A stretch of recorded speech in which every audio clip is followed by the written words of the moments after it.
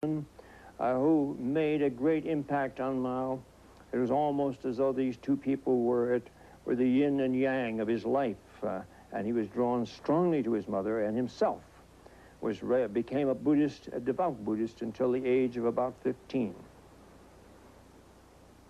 He mixed the Chinese philosophy with that of Karl Marx, a rather light admixture of Marx into Chinese traditional values, and from that he formed his own idea of how China could be governed in a new way, how the peasants could be made the guiding force, the propelling force of the Chinese Revolution.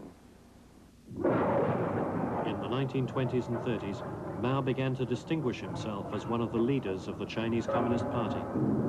Civil war raged between Chiang Kai-shek's nationalists and the communists.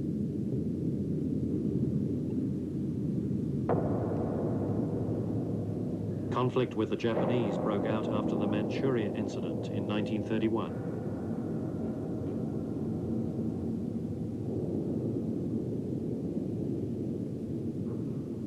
The struggle between the communists and nationalists was complicated by the uneasy alliance they had to form against a common enemy, the Japanese.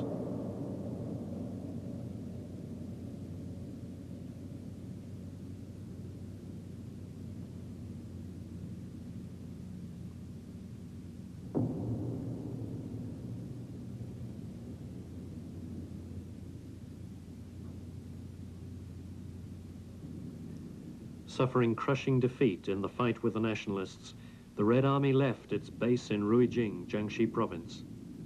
They began to retreat in severe cold through almost impenetrable terrain to escape the nationalists. The journey covered 7,600 miles. It would decide the fate of the communists.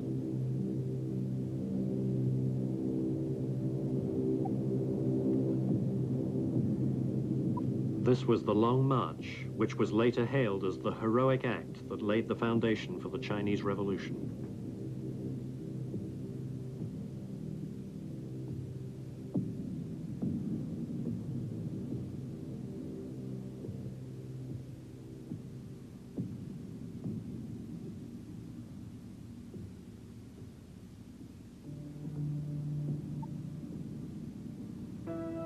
In January of 1935, 3 months after the beginning of the Long March, the Red Army arrived at Junyi, a small town in the northern part of Guizhou province.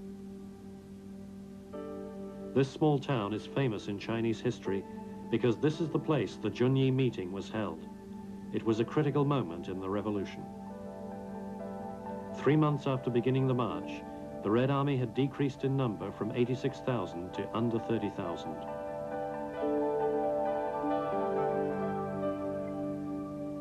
At this time, Mao Zedong was not yet the undisputed leader, although he played an important role in the Red Army.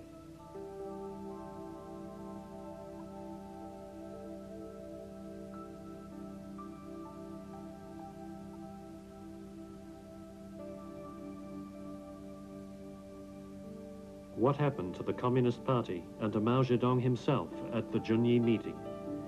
These were the main themes of Salisbury's book about the Long March.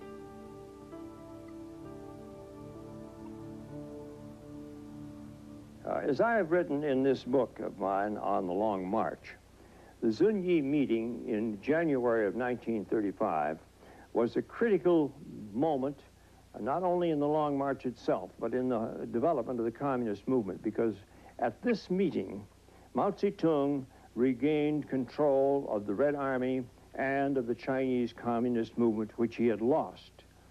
The march had started with himself in the rear, hardly advised about the fact that there was going to be a march. It was being run by Otto Braun, a Comintern officer, and some Chinese partisans of Moscow. It went very badly, disastrously. And the old commanders came to Mao and said, please take control. Mao was quite prepared to do it. At the Junyi meeting, he took control. He went to the head, and he never lost the head from that moment on until his death in 1976. Mao was the Communist Party. He was its chief. He was China. He directed it, and his word was actually law. Junyi made that possible.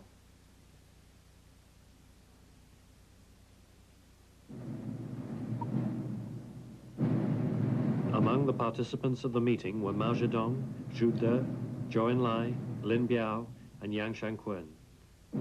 Also there was Deng Xiaoping in the corner of the room, making a memorandum as Chief Secretary of Party Central. Liu Shaoqi, later President of China, was also present. Almost all the future leaders of the People's Republic of China attended the meeting.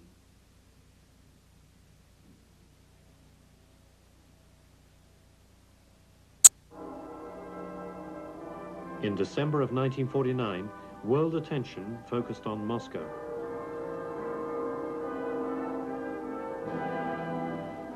Following the founding of the People's Republic, Mao and Stalin, leaders of the world's largest communist nations, met in Moscow. It was Mao's first trip abroad. Harrison Salisbury was the New York Times correspondent in Moscow at that time. In December of 1949, I was a correspondent in Moscow at the time when Mao Zedong arrived for the first state visit of a Chinese leader to the Soviet capital. It inaugurated one of the strangest series of events that I've ever participated in. Mao obviously came to do diplomatic business with Stalin. He arrived on the eve of Stalin's 70th birthday. He participated in a ceremonial which marked that birthday, went to the Bolshoi Theater for a performance of a ballet called Red Poppy, which did not delight him very much. It was about the Chinese, and the Russians either didn't know or deliberately forgot that a poppy was not exactly a favorite symbol for the Chinese. After that ceremony at the Bolshoi Theater, he vanished. I could find out nothing about where he was. None of the usual protocol was followed. He made his initial ceremonials, and then, instead of sitting down at the Kremlin and negotiating with Stalin, he disappeared from the newspapers. No pictures, no stories, nothing. I didn't even know whether he was still in town. No one else could find out anything about it either. Finally, a British newspaper, a Sunday newspaper, printed a wild report which said that Mao was being held under house arrest in Moscow.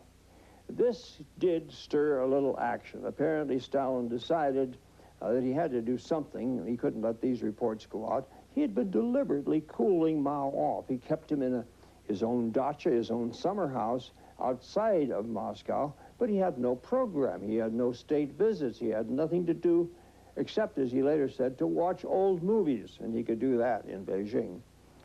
Stalin finally sent a reporter from Pravda out to talk to Mao, and Mao said that it was so boring and nothing was happening, and that if it didn't change, he was going to go back to Beijing.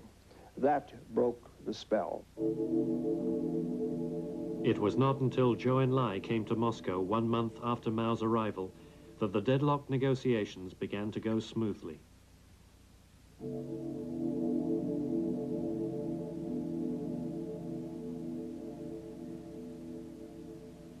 In the treaty they signed, it was decided that the Soviet Union would retain the special rights that Imperial Russia had acquired in the northeastern Xinjiang in return